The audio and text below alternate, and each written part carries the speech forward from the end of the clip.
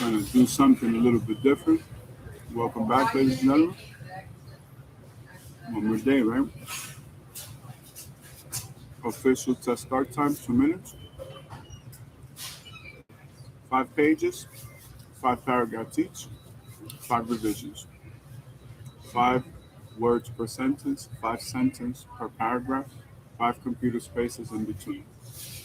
You can use your hyperscientific, you can use your artificial intelligence or any technology, but you must show the work and share it with the class. If you do not show the work and share it with the class, I'm going to assume all you did was use technology and you will get 0 credit. So let's get the day started. Of course, we're going to check on the markets. We're ready to rock and roll. It's going to be an excellent day. It's going to be a beautiful day. Um, I have a lot of things that I want to kind of touch down upon. I want to eat. Um, I'm hydrating, as you can see.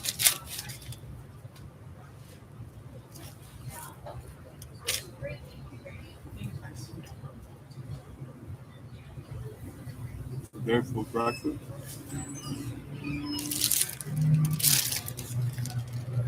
Dragon Joy. Now you guys know I'm the Green Ranger. Sausage McMuffin with egg. Check me out. Where's the built-in marketing campaign? Let's see where it is.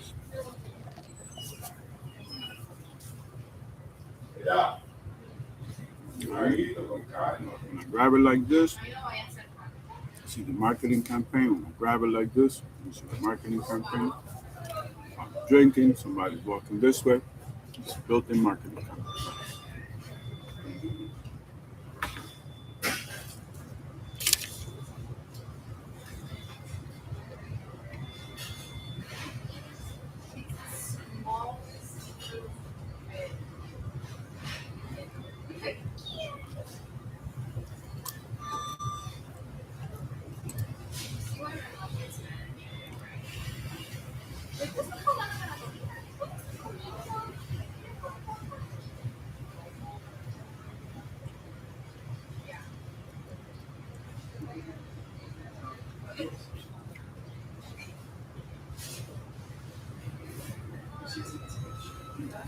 Just got an idea for like something I'm gonna be doing for charity. Give me one quick second.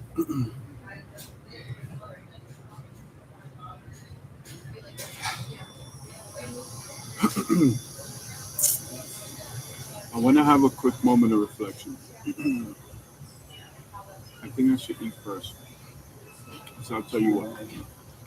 Let's start with the markets. Let's go to the Asia trade, which we should have some updates from.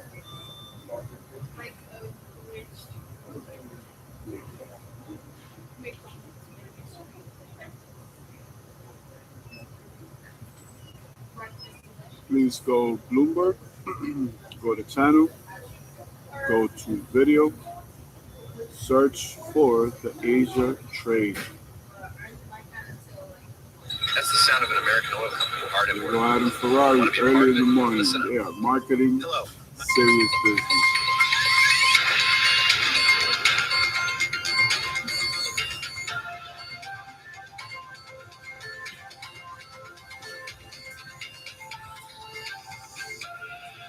This is the Asia Trade. I'm Paul Allen in Sydney. I'm April Hong in Singapore. Your top stories this hour. Asian investors assessing an accelerating rotation on Wall Street as money shifts from big tech to small caps. Wells Fargo leading declines in U.S. banks amid worries about President Trump's populist pivot.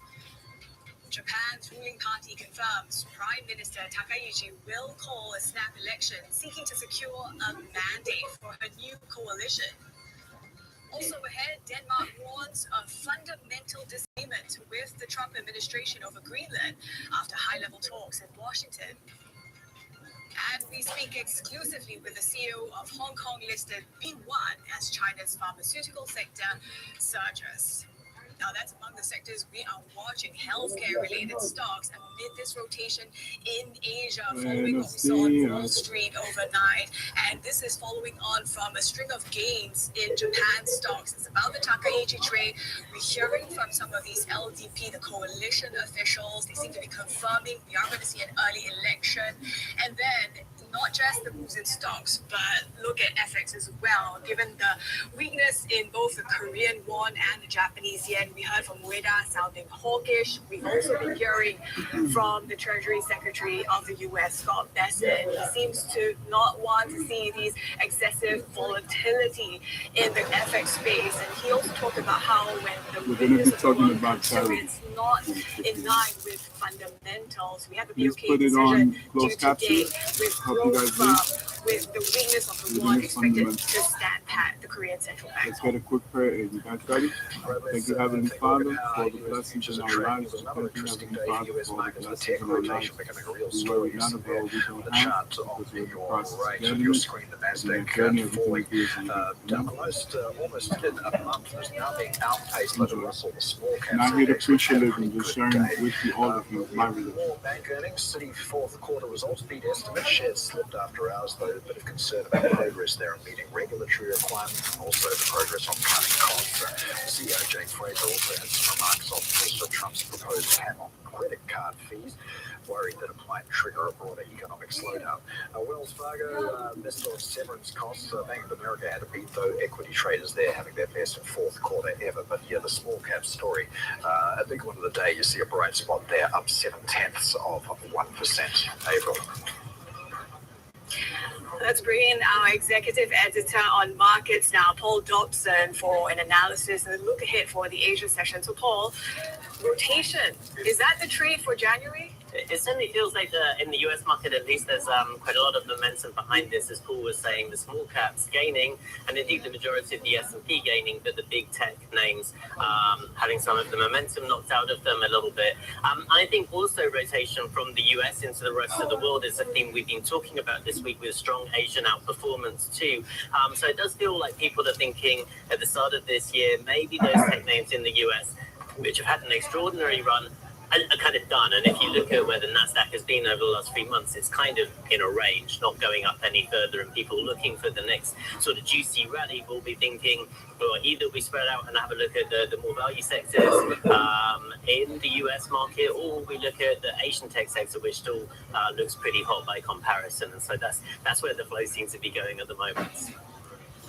Yeah, and Paul, I guess markets shouldn't be expecting a catalyst anytime soon from Fed easing. It looks like, well, they're in no hurry to start cutting rates again. We heard from Raphael Boston. Let's take a quick listen. Inflation is too high, and we need to do all that we must in order to get it back to 2%. We've made great progress, but we still have a lot of distance to go. And the economy has been remarkably resilient. So we see record profits across the board. Yes, so no rush to cuts. Is the picture any different for 2026? And sort of on a side note, looks like Fed independence is alive and well. Well, there's definitely what we heard from a bunch of the Fed speakers in the US day was that sort of defense of the Fed's independence, sort of all gathering around the comments that we had from Powell at the start of the week, sort of pushing back against the US investigation into the property development. But that aside, I think let's concentrate on the economy and the economics. Bostic there talking about the strength in the economy, and he's not wrong. It's a very rosy picture over there in the US at the moment. The stuff that we heard overnight, we had retail sales looking okay. We had the beige book turning a little bit more optimistic as well. And you can see it and you can feel it at the moment, and that's why markets have been looking for it, and that's why people are happy, spreading their bets a little bit more around the rest of the equities market at the moment. It does mean, maybe the Fed isn't going to be in a hurry to cut, but we knew that already. The market is priced for 2 cuts this year, for one in the first half, one in the second half. It doesn't seem to need to change that view right now. That will depend to a certain extent on what Trump does with the new Fed chair, and then as some of the Fed speakers yesterday, whether the new Fed chair can corral them, can convince them that lower interest rates is the way to go. If all that to happen, you do need more benign inflation, and that's the for example, was emphasizing is still one of the concerns from the policymakers at the moment. With that in mind, Paul, is it becoming more difficult to be a dollar bear? I think it's a good question, and the dollar has seen a bit of a surprise rebound at the start of this year on a sort of broad basis. When maybe people were looking for more weakness this year against Asian currencies, that's been particularly salient. Of course, we had the yen pushing towards 160 on the weak side. The prospects for an election there not helping the currency, because the view is that if Takaichi goes too far in terms of spending, then it will upset the bond market some more. And then a Korean won has been doing a similar thing until we heard this intervention comments from the US side overnight, talking about not wanting to see excessive volatility, and so that's put a little bit of a brake on it. But there are reasons why people are interested in the dollar, and it's gaining a little bit of ground, at least against other currencies. It's a different matter whether you talk about silver or gold, which of course are tearing higher against everything else at the moment. I'm David Lichtenstein. I founded Lightstone against everything else at the moment. Yeah, Paul, you mentioned those US remarks on the won, and this was some comments from Treasury Secretary Scott Bessent saying, look, the won does not reflect Korea's fundamentals. We have a copy of that tweet that we can put on the screen for you there. It's pretty unusual, really, for a foreign Treasury Secretary to weigh in on the currency of another country, but this is familiar ground in some ways for Scott Bessent. How durable is the floor that he's put on the won going to be? I think what he's saying in these comments, and also the comments that he talked about the yen this week after meeting with both of the Treasury Secretaries for the respective nations, is hey, if you need to intervene to stop this rot, then that's okay with me. If you think that the currency is going too far and you need to do a little bit more to tap on the brakes, you have the green light from the US to go ahead and do that. Now, for the yen, at least, we're not quite setting the sort of markers where you would normally expect them to intervene when I'm talking about the pace of the declines of the currency and the outright levels. But we are getting closer to where they may feel the need to, send the market a warning signal. And Bessent has sort of given tacit approval there. And likewise on the Korean won, which we've already seen ratcheting up at the end of last year, of rhetoric of moves from the administration to try to stop the rot. Now that they have the US's tacit approval, that we might hear some more saber rattling on their side as well.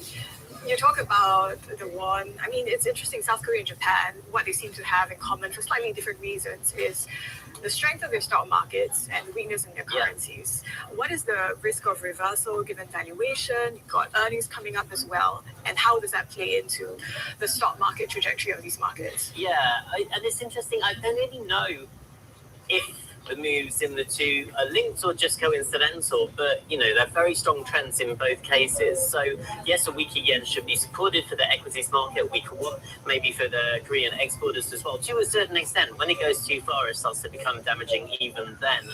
But I think that if we do see a big reversal in the currency market, then that would put a little bit more caution into the stocks as well. And in any case, the Kospi, which we know has been on a very strong tear, the Japanese stock market as well, do have good reasons for people to be optimistic about their gains. We have the tech story, but we also have government efforts to try to improve corporate governance, a bit more of a long-term, not very sexy, but very important story that's helping those valuations lift as well. So there is still momentum behind the companies, but whether, the turbulence that we might get in the FX market gives people a bit of a cause to take a breather here, we'll have to wait and see. All right, Bloomberg Executive Editor for Asia Markets, Paul Dobson there. And April, of course, one of the reasons we've seen yen weakness is all the speculation swirling about potential for snap election in Japan. And we've got some more details on that. According to Ishun, the Japan Innovation Party, which governs in coalition with the LDP, it's understood that Sanai Takaichi will recall Parliament on January the 23rd, or Parliament will reconvene then, and shortly after that, she will announce the dissolution of Parliament, call a snap election. The LDP Secretary General was also Sanai Takaichi will give more details on her plan at a press conference on January the 19th. But yeah, she's really seeking to capitalize here on her strong personal popularity, 62% approval rating in the latest NHK poll, but the LDP that she leads, just 32%. So a bit of a risk here to see whether her personal popularity is going to convert more broadly. He's leading 32%. And risk as well, because this is an untested dynamic with this new ruling coalition, given how it's going to be the first time in 2 decades without its former junior coalition partner, Komeito. So that's another thing that could add to this gamble that, it could unravel without this ally. Certainly, though, the risk maybe turning into opportunity for Takaichi. Maybe that's the calculus for her. Maybe the opportunity too hard to pass on in terms of being able to restore this comfortable majority in Parliament to fill the House and then show that she can not always stay on this still. Put that down a little bit. So let's get this day started. I wanted to have a few moments of reflection, give you guys some theory. I'm in a situation where I have to be extremely patient. I have to be disciplined. I have to be organized. I have to have intention in everything that I do. One thing I want to avoid is to speak with the fear of God connotation, right? So, like sometimes when people teach you about life, they may put that fear of God or that way of teaching, right? Same thing with business, People may say, pay your taxes or this, that, and the third. I would like to say, instead of being negative or putting like fear into my audience, I would like to just say it's a business permit. Simplify it. So to explain my situation, I wanted to make sure that I got that clear out of the way so that it didn't fall upon deaf ears or in a situation where people could filter it in a different way. So that's like our disclaimer, right? Give me 1 second.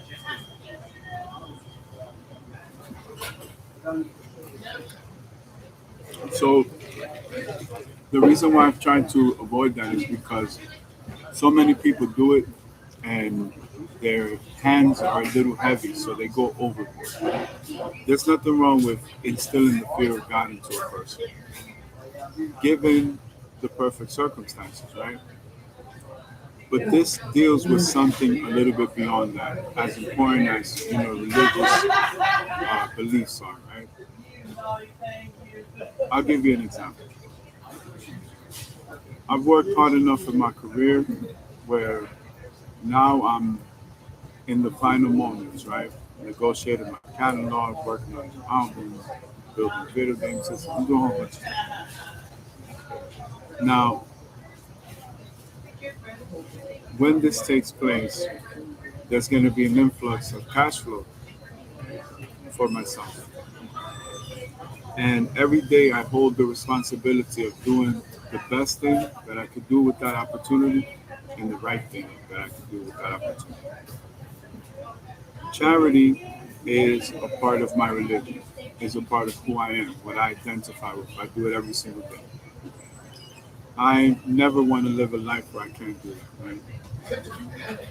So, because it's so much money, so many cheeseburgers, right? I have so many reasons to disperse that into the people that I love because I feel like it's the ultimate win. I don't have to become successful and do all these things and help people. I can help people every single day. And when I become more successful, I'll be able to help more, right?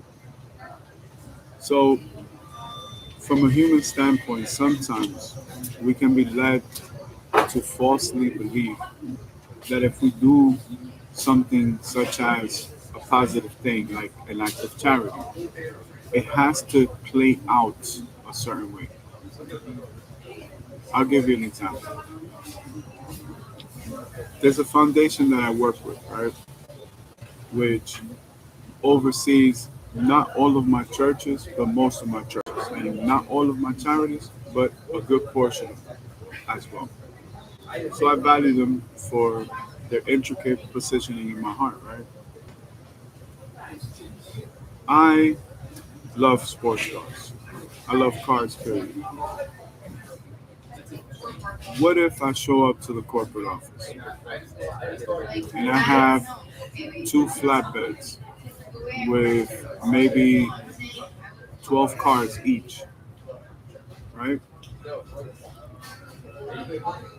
I have a choice. I can have a camera crew or I cannot. I can create content around it or I can reserve it. But what is really the variable here? Is it the challenge of showcasing what I'm doing or is it the challenge of not showcasing what I'm doing? Number one. Number two, from a human, individual, psychological standpoint, how do you expect people to react? I show up and I said, look, Lord has been good to me and has given me an opportunity to help, and I would like to help you. So I appreciate who you are as a person for me in my life, and here is this brand new Corvette. What color do you like? I have a red one and I have a silver one. Some people may be excited, some people may be shocked, some people may be worried that it's not possible, it's not true. How could this be happening to me? Some people may be scared. Now you have, let's say, people from the dealership showing up. Now they have to get your personal identification, your home address. They need insurance from you. Even if I pay for the insurance, you have to put everything in there. All these things can be shocking, can be intriguing. Think about it from this perspective.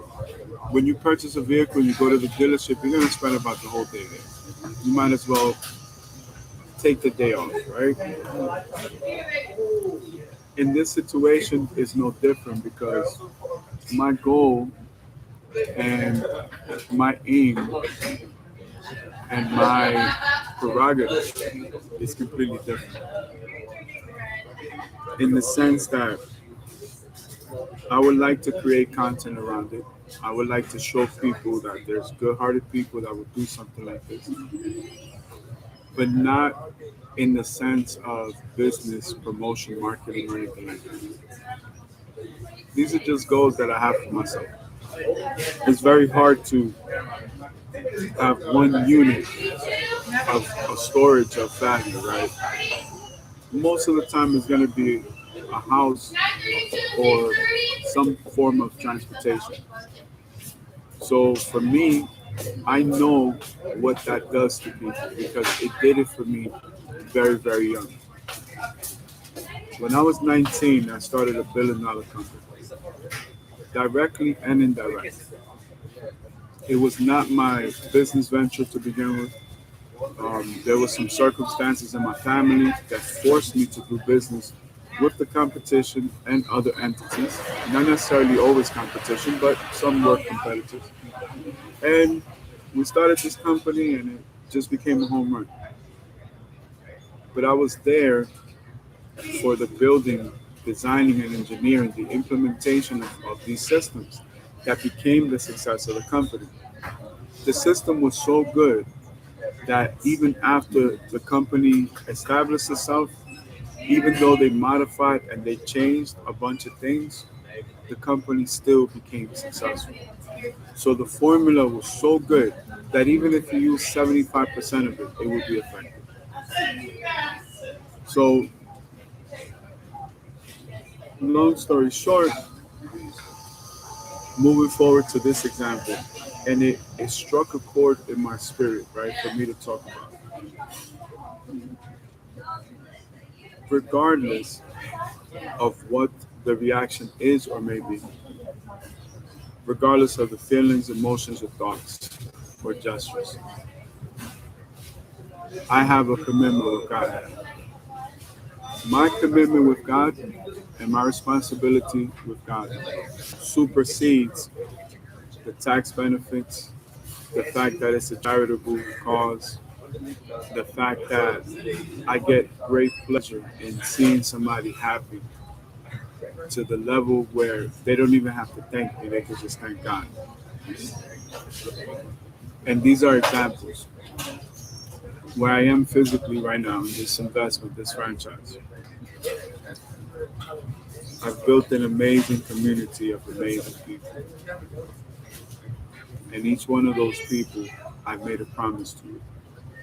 As soon as we reach this agreement, don't worry, I'm gonna have a nice gift for you. Because I appreciate them as people. I appreciate the blessings that they are in my life, in the smallest way or in the biggest way. I also have had this dilemma, right? Different moments in my career, different moments in life, I've had a different collective around me. And I always, throughout the years, I would build these dreams around these people. For one reason or another, life changed, things change, circumstances change. People leave your life. Some of them walk away, some of them run away, some of them get disposed, displaced. Things happen, right? But I always realized that it would be a cycle, right? And that eventually, the closer I got to my goals and uber success, the more propensity I would have to have a collective around me. What are the chances that God just happened to put me here in this environment at this pivotal moment in my life? To do what? To help, to do the right thing, even though I may be in the most dire necessity. These people have uplifted me with love and help, and I can never repay them for that. I cannot put a dollar amount saying, my love is equivalent to this or whatever. These are just examples, but I felt in my heart that it was important to share these things. It was important to kind of break these things down. It's good to look at things from a different perspective. Like, I cross that street every day. I wonder what it looks like. And I can see another person crossing the street and have appreciation for that person. Because we don't know what that person's daily journey is like. When I leave here, I'm going to go check on my churches and charities. And then I'll be back in my office like nothing happened.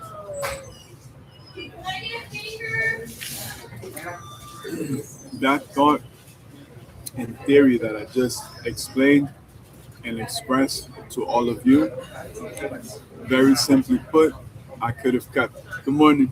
God bless you. I could have kept into the ether.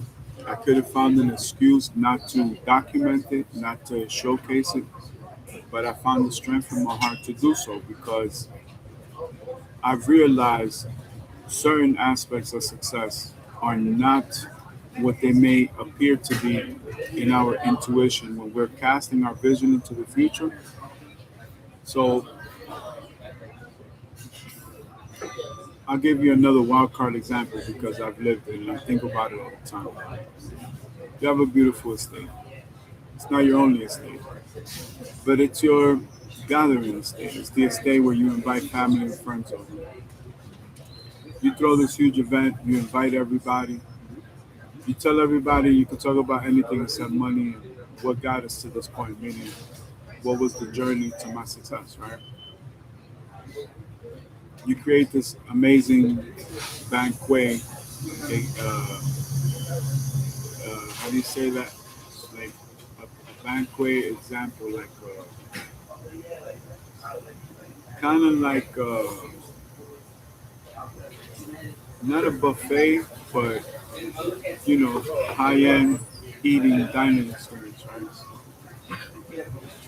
Some people like it, some people don't. Some people enjoy it, some people don't. Some people understand it, some people don't. Regardless of the fact, I need to do the right thing and make the event happen and give the opportunity for the people that may fully, truly understand. It's like I don't know if it's in business overall. I don't know if they're just like I guess afraid to break it down, but it can be embarrassing when you really get down to the meat and potatoes of it. You're telling me I'm going to work this hard to become this successful, to help all of God's people, and have a percentage of them that won't understand, that won't relate, that won't appreciate it. Absolutely right. And it's not for me to decipher what I feel about it and use that to make my decision. It's about maintaining the commitment that I have to the higher power. And out of the many, many people, and the millions and billions of people that I'm going to help, there is a collective of people that at the end of the day, I need to help first. I've made those lists very, very young in my life. A part of me is human. A part of me feels like, man, but if I bless this group of people, what about this group of people? But then I remember my spiritual compass. There's enough for me to bless all of them. You figure the NFT record is 200 million, right? That's my pocket change. I break the record. Uh, the closest thing to half of that is when I go into taxes. So you know what that does for me? That gives me $100 million tour to go do my music all over the world. But now it gives me X amount of time to donate as much as I can to charity. What better way than to do it directly? At least I know that, for example, my charitable donation went to the charity. What the churches and what the charities do is their business. They have a board, they have their meetings, they determine what is the best for their organization. That organization was there before me and it's going to be there much after I donate. So, in a sense, it is viably true that we cannot have everything. You cannot throw the event and everybody's going to love it. Somebody's going to complain about something.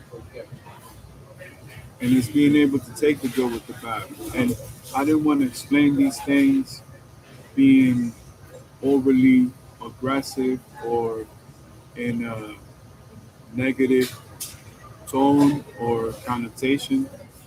I just wanted to express it because some people may understand and some people may not. And it may seem like a lot, if I'm giving somebody $100,000 sports car, right? But life is worth more than that. Life is more important. You know what I choose to focus on? Whether they appreciate it or not, because I'm a doctor and I'm going to know from their body language if they think I'm a sucker or they think they got over because I gave them $100,000 sports car. You know what I think about? I think about how it's going to change that person's life forever. You know that will change somebody's life forever. They're going to be able to go to school. They're going to be able to go to work. They're going to be able to open a small business. All these things they're going to be able to do because they have reliable transportation. So let's start at the base of that. Then it's a prestigious vehicle, right? So it calls a lot of attention. That's good for business. That's good for your career. That's good for your personal life. What an amazing conversation piece. Before you introduce a business flyer or a business card, to break the ice in the conversation and say, you know what? There's this gentleman from around the way, he does music. He was going through these tough moments and he negotiated this deal. Finally went through. It took a few years, took some time, but it finally came through. One day he shows up, he has two flatbeds full of cars, and he had one selected for me with my name on it. I went through the paperwork with the dealership, I did the insurance, I did the registration, I went to motor vehicles, everything was approved, insurance was paid, everything. And then I had the car, and here it is. Family member, friend, colleague, business partner, directly or indirectly. What happens when, in a wild card scenario, they're going to their corporate job, but they have the lowest minimum wage position, yet they have the most prestigious car in the parking lot, in the corporate office. When they're having a conversation, people are giving them a certain level of respect. One another thing that I wanted to mention, two of my mentors finally opened up to me and told me about some of their car collections. You know, my car collection can intimidate people. So people, they're afraid uh, to disclose it because they know I'm so passionate about it, which is why I have such a big collection. I have a lot of investments in it. But they told me they have Corvettes. Both of them are older ones. And it shows me, or it goes to show you, that I'm on the right path because even now that I have this influx of cash coming in, which people don't like to talk about money. No, we're going to talk about money all the time. Remember, this is for my granddaughter, Nolani. She's the owner of the company, right? So one day she's going to be grown and she's going to be going through all this stuff, right? Even though an influx of success and cash flow is coming in, I'm not thinking about going to buy the next 5, 6, 7 million dollar car. I've already done that. I have a $62 million Ferrari in my collection. So it's the most expensive car in the collection. It's not the only car in the collection. There's a lot of cars that eclipse it and accumulate to value. But as of one vehicle, that's the most expensive. Even though that is the situation currently with me, I still think about some of the advice that some of my mentors gave me, which is to live 2, 3, 4, 5, 6, 7, 8, 9, 10, 11, 12 levels below your means. So let's say you can afford a $20 million house. What is one level below that? A $15 million house or a $10 million? What is a level below that? $1 million house or a $5 million house? If you can afford comfortably to cover a $20 million expense, a $200,000 expense is easy. A $2 million expense is understandable because you're enjoying your success at the $2 million home level, knowing you can have a $20 million house, but your priorities are not there for that pursuit. Meaning, once you reach a certain level of success, you're gonna probably want to go for a little bit more. It's a challenge. It becomes a game, right? So it becomes fun. It becomes fun to chase and pursue success. But for me, on that spectrum, on that totem pole, I will still go for the $200,000 home. Now, it may be a wild card. It may be overseas. It may be in a place like Texas, for example. But now, when me personally, now when I look at a LT1 Chevrolet Corvette 8th generation Stingray base model, I know that that's the car. I can still sell you my LaFerrari. I can still sell you one of my Koenigseggs. I can sell you anything under the sun. But no longer is my life driven by those things. I think I'm gonna have a lot of fun being able to give that opportunity to other people. And I'll do it so much and so consistently that eventually, after every ceremony, after every gala, after every charity event or fundraising event, I'm probably going to be the first person to leave.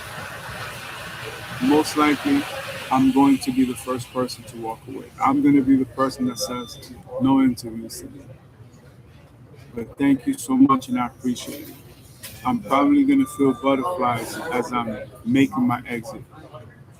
Does it have to be balloons and confetti and powerful neon lights? No. In those settings, I probably would be dressed like this, not like an artist or not like I'm working out or on film or whatever. And it is important to mentally prepare myself. There are boundaries that I've already set in place for loved ones, family members, friends, colleagues, business partners. Everybody's going to have a portion and a division of my love, support, and understanding. But there will be strict enforcement on lines of boundary. And I deserve to take the vacation that I'm desiring to take with these people. And eventually, these different families will have to go home. They'll have to, man, we've been on vacation for 3 weeks.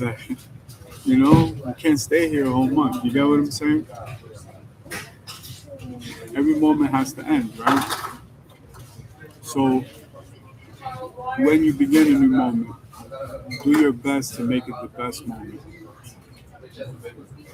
We never say goodbye. In my belief, we always say see you later. It changes the variable of things. It changes the frequency, the connotation, right? So yes, the market is important. Yes, Warner Brothers is important. It's not my only choice.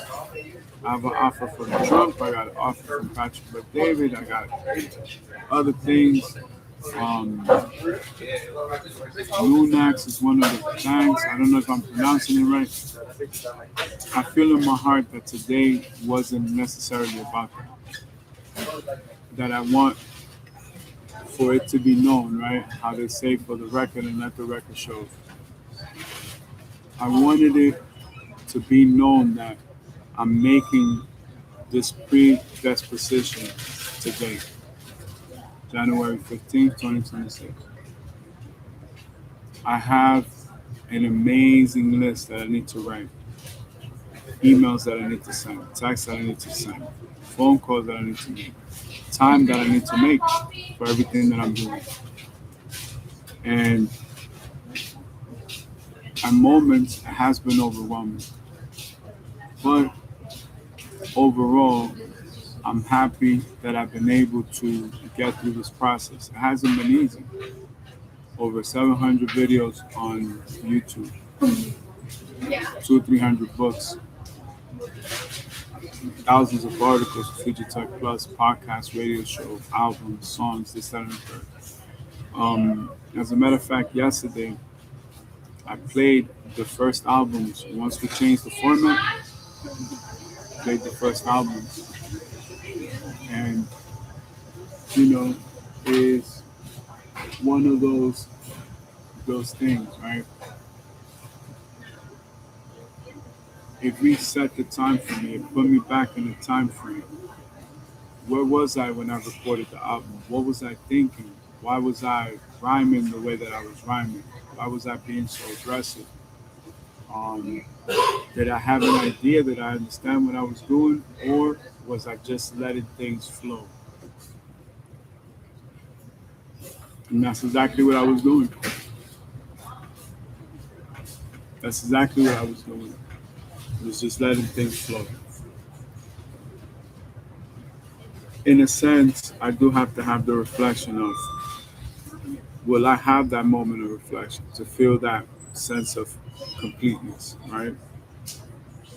To finally be at peace with my success, knowing that I've helped so many people. And is there a different way that I could help? Maybe they don't need a brand new Corvette. In my heart, I still validate the fact that that's what I want to give them as a gift. I would like for every one of my family members to have a Corvette. I would like for every one of my executives to drive a Corvette. I don't think there's anything wrong with that. I think that investment will pay off the yields and dividends for a lifetime because it changes so many things.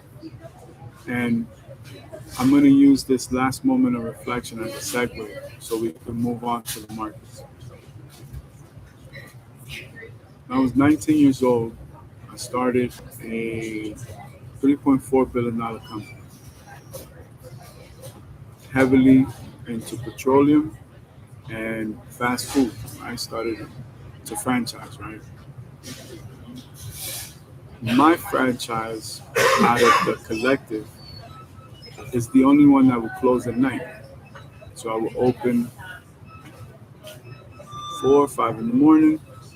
I will be on my way by 3 in the morning, but I will open between 4 or 5 in the morning, and I will close my store around midnight. Before, my gas station was not 24 hours. It was limited hours. I bought my father's dream car. My father's dream car was a 94 to 96 Mitsubishi 3000 GT VR4 twin turbo all-wheel drive active aero all-wheel steering V6 VTEC 6-speed get track manual transmission with a vicious coupling differential. I knew that this was my father's dream car because when my parents separated, all my father left me was car magazines. And in all the magazines, there was an article, small, medium, or large, about this car. 19, I was able to buy that car, cash money, 56,000 out of the dealership. Dream come true. I drove it from New Orleans all the way to New York for that Christmas. It changed my life. It changed my life in the sense that getting up at 3, 4 in the morning to go open my investment, I would see some of the best sports cars on the road.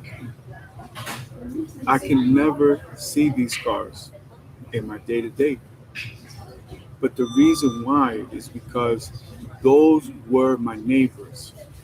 Those were my inspirational guides. Those were the business owners. Those were the entrepreneurs.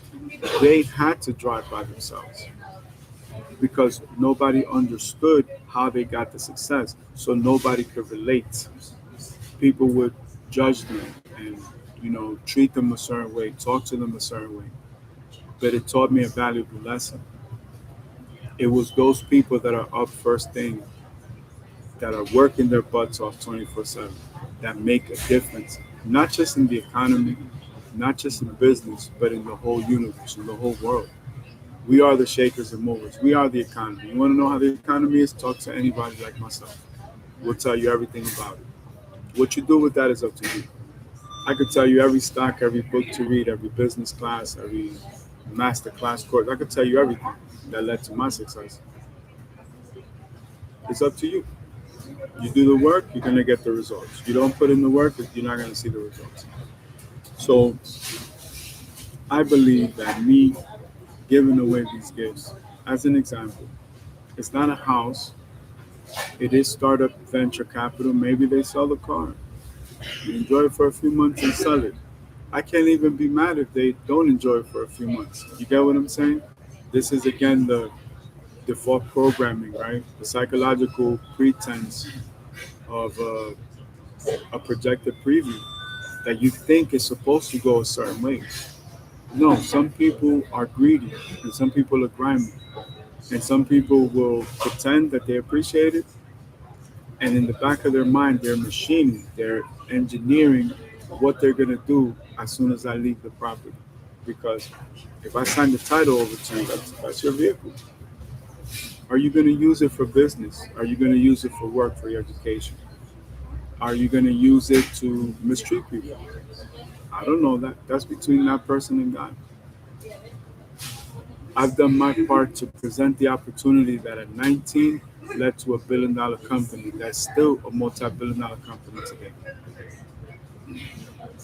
It was working hard and being able to have that vehicle. Now I had to raise my standards. I got to keep up with this car payment. I need to keep up with maintenance. I need to keep up with insurance. How can I open early? How can I open late? Guess what? Eventually, I built different shifts, hired more people and trained them. And that particular gas station started to open 24 hours. The reason why we didn't do that is because It was deemed super dangerous, that area. My first gas station was in Brick City, New Orleans, Louisiana. This is gumbo capital of the world. I brought in an influx of about 4 to 6 thousand Dominicans alone in Brick City. They are a bustling community that at 19, this servant of God created. I can look back and see the marriages develop. The children are grown now. Um, kids in college, kids going to school, kids working, having a career. They're doing real estate. They're doing so many other things. And back then, it may have seemed more simplified. What's the moral of the story? It changed my mindset, not only from waking up early, but to opening the business 24 hours. We started with 3 gas stations, really two, but it grew to three, then to 35, then to 300. And let me tell you that the jump from 35 to 300 was all my business partners. I've never had that happen before. I used to have to be the business partner to go, let's, no, they just set it and forget it. But my formula was so strong, I was able to use it in many different businesses, industries, and trades with different products and services, and the formulas of success. That can only be divine intervention. That is not because, you know, of anything. Like I have 2 hands and 2 feet just like everybody else. I have a heart, I have goals, I have aspirations, I have dreams just like everybody else. But with everything that's happening for 2026, of course the pressure's on. The pressure's on 24/7. Every day I have to check the markets. Every day I have to see what's going on with everything. How many verticals? I got an offer from Donald Trump. I got an offer from Patrick David. That's pretty big. Last time I checked, the president of the United States wants to do business with me again. So we've done business in the past, directly and indirectly, but this is different. This has a focus on technology. This could really, really change so many things, and the political power that comes with it. I don't know if I want that. I'm not interested in it. I don't want that attention. I'm very comfortable living the life that I live, the way that I live it every day. So, is it worth it to have the success and have that compromise? Very powerful question. So, today for me is a moment of reflection. And guess what? There's going to be many, many days like today. And every single time that I get this inclination, we're going to have this discussion because it is extremely important. Life has changed for me. There's nothing that I can see or want to do that I cannot do. There's nothing in this matrix that I cannot have. I've worked hard and built the fortune to be able to do it. And I've never looked at it from a perspective of having the power to do these things. This is just an example. This is just the next home run. Even when I hit the next home run, it has nothing to do with all the home runs and grand slams I've hit in the past. So I always felt in my heart that I could do it again. Yesterday, I had a discussion with one of my colleagues. He's a teacher as well. And we were laughing to each other, talking about business and life. And he said some of the most successful and wealthiest people I have ever met are so limited as far as thoughts, right? And it's one of those things, right? Like at the end of the day, what marvels the entire situation is that laughing about it, I said, you know how many millionaires I've made? Unbelievable amount of millionaires that I've made. What's the meaning? Is that a gift? Is that a power? Is that a natural ability? I don't know what it is, but I know it comes from God. I know that much because I don't fully grasp the concept. I don't fully understand it. If I could do that for people that won't appreciate it, again, vision, forecast into the future of a projected outcome, right? Or a certain way that things have to play out so that it could be relevant to my existence, which is a projection of the ego and pride. That's all it is. If I can do that for people that don't appreciate it, I can do that for God's people. And some of them may appreciate it or may not appreciate it, but I'm doing it because they're God's people. Let God judge. You know what I'm saying? I've been in situations where I've gotten a donation from the church or a charity, and I've used 98% for what I needed at the time, which is why I was giving the help. But there may be 1 or 2% that I might have used for something else. And be able to be honest about that and be able to have that buffer of a variable. Some of those people will enjoy the car, use it for work and school, great, amazing, build a legacy story with it. Some people will sell it. Some people won't take the offer and might take it into offense that you even offered to give them a gift. For me, it's better than cutting them a check for 100,000. What happens then? At least with the car, I know you need insurance, you need registration. You're going to go through that process, and that is the bonding process for you to appreciate the title that was given to you with an open signature. Any human being can afford that vehicle in 2 or 3 years. So, what am I giving these people? A 2 or 3 year card to express themselves, to not have this worry of transportation. That's all it is. That's how I'm looking at it. Maybe 5, 6 years from now, they'll still have it. Maybe they'll write a book about it. Maybe they'll make a movie about it. Maybe the next podcast or radio idea comes from them driving in their car, listening to a business masterclass and getting inspired. Maybe they meet the love of their lives. They meet their significant other because they're, you know, driving this vehicle. Who knows? Maybe they go to the beach, take the top off, and meet the love of their lives. Who am I to judge?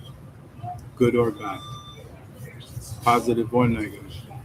Did they appreciate it or did they take advantage? Even in churches and charities, you could tell that there's a portion of people that are going to go just to take advantage. But that's okay. That has nothing to do with me. God put it in my heart. Go bless this family. Whatever that family does is up to them. God put it in my heart to go bless the church. So what if my sister's pastor has a Bentley? I sold it to him. I'm not here to judge him. That was a point of purchase, 1 day transaction. He bought the car for me. Does that mean his ministry is bad? Does that mean that he's a bad person? He's making a payment on a car just like everybody else. His payment may be a little bit more monthly, or it could be for more months, maybe more than 5 years, or maybe 10, 20 years. But these are all variables that sometimes we may predeterminedly want to be how the story plays out. That may not always happen. God may not always give you that. God may not always give me that. Today is about accepting that. There's different levels of success, right? Sometimes we may measure it, even though it's not the most important metric, by the value of, let's say, that contract or that deal.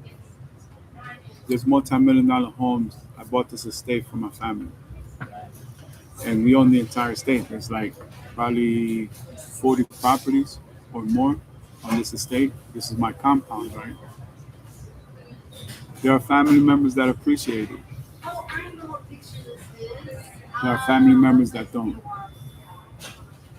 There are family members that care about it and know that I care deeply about that, that that's deeply rooted in my heart. And it showcases the power that they've had over me my entire life, 43 years going on 44. Some of them may grow hatred for me or disdain. All I can do is invite the family in to my home, have a beautiful time, walk them over to their properties, hand them the deed, the title, and the keys.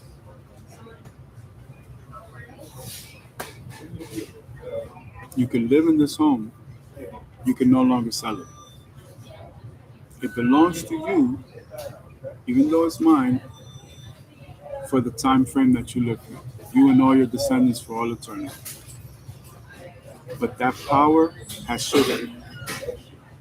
Now everything is in a trust fund, a corporation, an S corp, a holdings company. I had to put all these things in place so that I didn't block God's blessing, and that I was able to fulfill what God put in my heart. What they do with that is completely up to them. The pressure is on.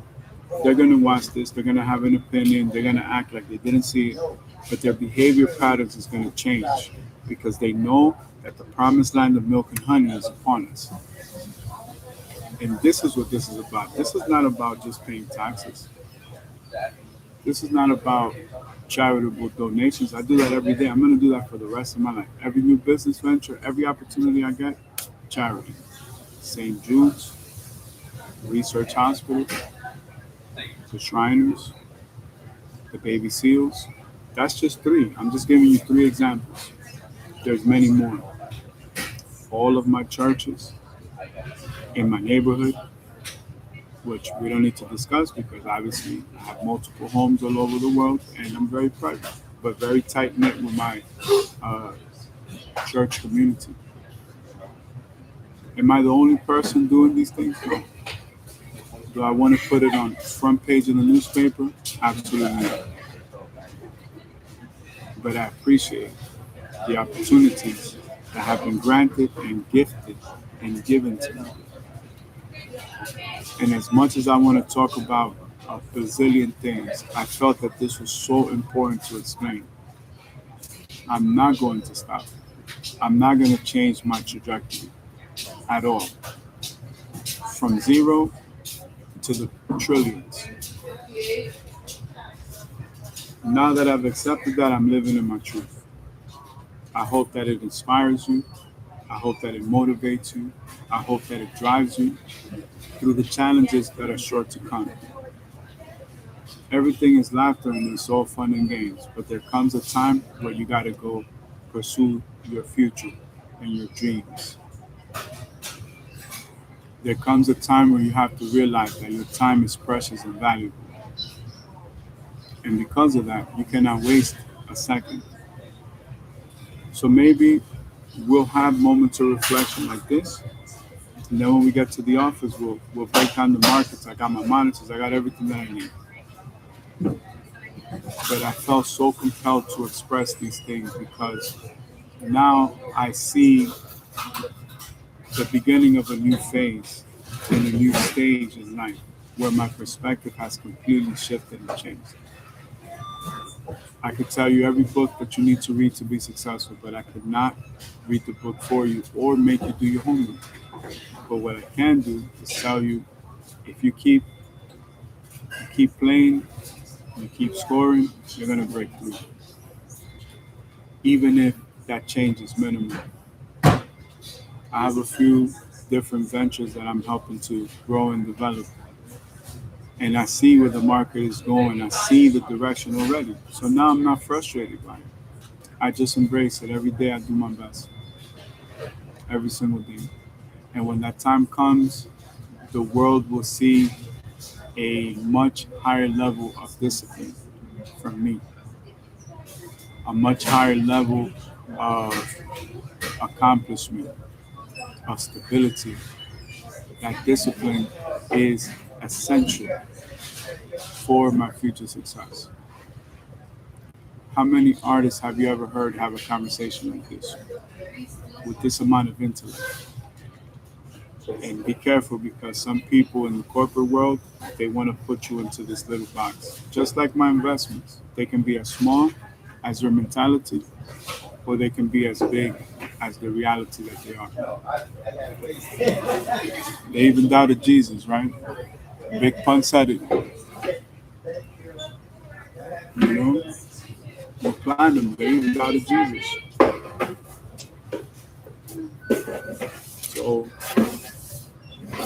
felt that it was important to share that with you guys. I'm going to take a moment of reflection. We're going to get up out of here in a little bit, but I'm going to be finishing my coffee as well. On the Asia trade, we have lots ahead. Our exclusive interview with B1 Medicine CEO John Euler on China's hot biotech sector, live from the JP Morgan Healthcare Conference. Plus, we talk market strategy with BNP Paribas and hear why Goldman Sachs sees a K-shaped recovery in Korea, Taiwan, and Vietnam. Much more ahead. This is Bloomberg.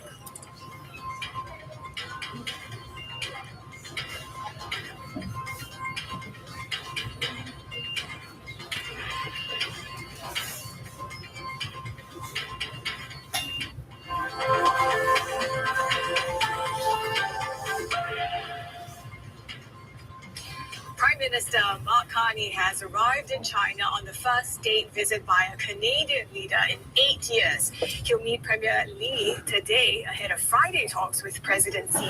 Our Chief North Asia correspondent Stephen Angle joins us from Shanghai on this. So, Stephen, Carney in China, what's at stake? Well, a lot's at stake, obviously. A number of world leaders, and we'll get to that in just a minute, are coming to Beijing and China in general over the next few months or next few weeks, in fact, including Mark Carney. We all know what happened since April of last year, the barrage from the Trump administration of tariffs against a number of trading partners, including China, including Canada as well. And Mark Carney has said he wants to double non-U.S. exports of Canadian goods over the next decade. We do have a quote, a graphic on that to see what he was saying ahead of this trip to China, to Beijing, where he landed yesterday. As you rightfully said, he's going to be meeting with the Premier Li Qiang today, then the big guy himself, Xi Jinping, tomorrow. You're right. It is his first trip to China, or for a Canadian leader, in 8 years. And there's been a bit of a frosty relationship between Ottawa and Beijing since 2018, when Canada, at the behest of the United States, arrested the daughter and also executive Huawei, Meng Wanzhou. That set off a number of tit-for-tat retaliations from China. China essentially put tariffs on rapeseed oil, a key crop from Canada, which is also known as canola. That is something that Mark Carney will look to get some reprieve on.